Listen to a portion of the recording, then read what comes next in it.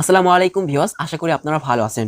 Viewers, আপনার ফোনের Gmail অ্যাকাউন্টের পাসওয়ার্ডটি ভুলে গেছেন। তো আপনার ফোনে জিমেইল অ্যাকাউন্ট লগইন করা রয়েছে। তো এখন পাসওয়ার্ডটি কিভাবে বের করবেন? তো পাসওয়ার্ডটি বের করার জন্য প্রথমে আপনার ফোনের সেটিং অপশনটি ওপেন করে দিবেন।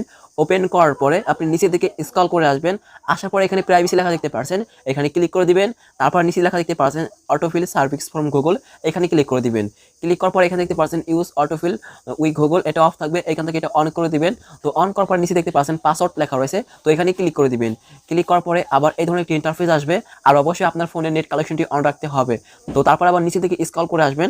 আসার পরে এখানে লেখা দেখতে পাচ্ছেন এই যে google.com, আবার এখানে ক্লিক করে দিবেন। তো ক্লিক করার পরে আপনার ফোনে যদি পাসওয়ার্ড বা ফিঙ্গারপ্রিন্ট দেওয়া থাকে আপনি সেটা দিয়ে কন্টিনিউ করে নেবেন। তো আমি এখান থেকে আমার ফোনের লকটি দিয়ে নিচ্ছি, দেওয়ার পর কন্টিনিউ করে নিচ্ছি।